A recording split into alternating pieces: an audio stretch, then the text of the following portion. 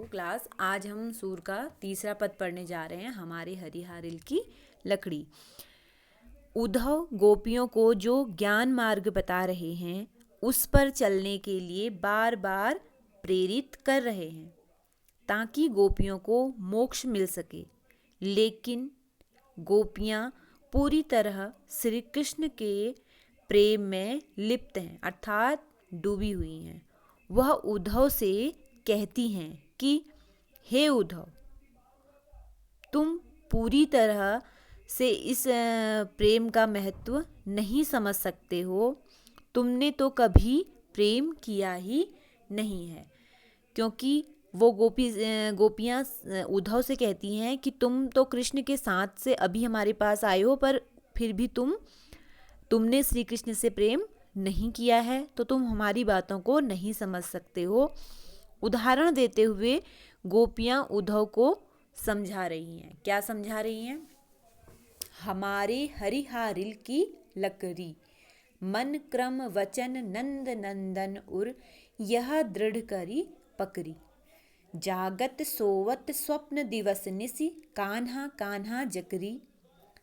सुनत जोग लागत है ऐसो, ज्यों करवी ककरी। सूतो व्याधि हमको ले आए, देखी सुनी न करी।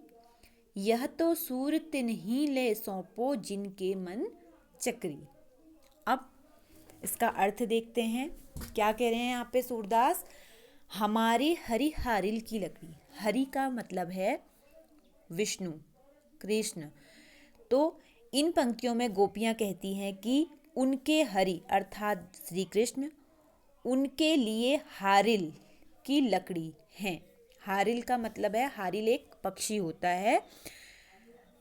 हारिल पक्षी अपने हाथों में लकड़ी का, हाथों में मतलब पंजों में एक लकड़ी का टुकड़ा दबाकर हमेशा रखता है। उसे लगता है कि अगर वो उस लकड़ी को छोड़ देगा तो वह उड़ नहीं पाएगा और जाकर जमीन पर गिर जाएगा।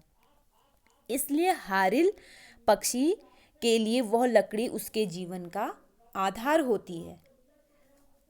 ठीक है, तो गोपियाँ कह रही हैं कि हमारे लिए जिस प्रकार से हारिल पक्षी के लिए वह लकड़ी उसके जीवन का आधार है, उसी प्रकार से हमारे लिए श्री कृष्ण हमारे जीवन का आधार हैं और हम उनके बिना नहीं रह सकती। हमने उनको दृढ़ करके जकड़ के पकड़ा हुआ है, उनके प्रेम को हमारे मन ने जकड़ के पकड़ा हुआ है। क्योंकि जिस प्रकार से हारिल पक्षी लकड़ी के बिना नहीं रह सकता, हम श्री कृष्ण के बिना नहीं रह सकते हैं। मन क्रम वचन नंद नंदन उर, यह दृढ़ करी पकड़ी। तो गोपियाँ कह रही हैं कि हमारा जो मन, कर्म, क्रम का मतलब है कर्म, वचन, वचन जो लिखा है वो वचन, नंद नंदन उर, नंद अर्थात नंद के पुत्र श्री कृष्ण के उदर अर्थात हृदय, हमने सर्वस्व समर्पित कर दिया है। हमारे हृदय ने नंद के पुत्र को अपना सर्वस्व, सभी कुछ समर्पित कर दिया है और यह दृढ़ करी पकड़ी। और हमने यह प्रेम दृढ़ करके पकड़ा हुआ है और हमारे हृदय ने उनके प्रेम को कस के दृढ़ करके पकड़ा हुआ है। जैसे हारिल पक्षी अपने पंजों में लकड़ी दृढ़ करके पकड़ के रखता है।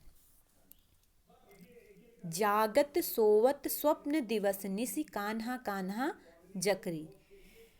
और कह रही हैं कि जागते, जागत का मतलब है जागते, सोवत सोते, स्वप्न अर्थात सपने में, दिवसी, दिवस मतलब दिन में, निशी का मतलब है निशी रात्रि, रात में, कान्हा कान्हा जकरी। हम हर समय, गोपियाँ कह रही कि हम हर वक्त कान्हा कान्हा, कृष्ण कृष्ण को पुकारती रहती हैं, उनकी ही रट लगाई रहती हैं। क्योंकि हम कृष्ण को भूल नहीं सकती। वो बार बार कृष्ण को इतना याद क्यों करती हैं? क्योंकि वो उनको अभी तक भूल नहीं पाई हैं।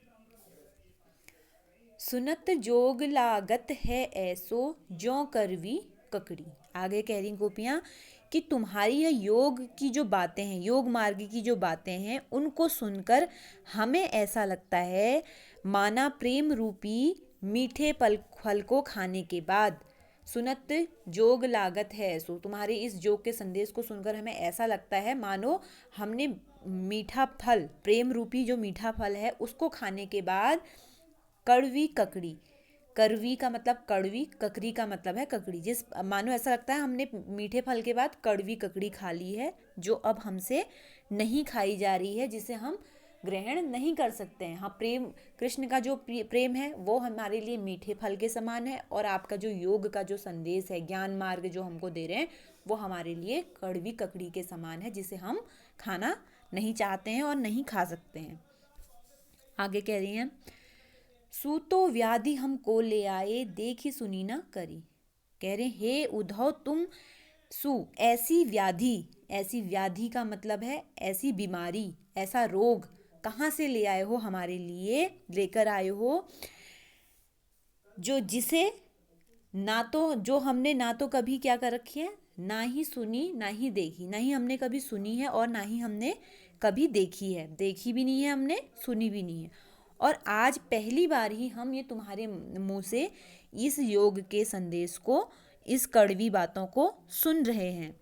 और हम तो निराकार को नहीं बल्कि साकार प्रभु को, श्री कृष्ण को ही मानती हैं। देखी सुनी, जो हमने देखा ही नहीं है, जो हमने सुना ही नहीं है, हम उसको क्यों माने, कैसे माने?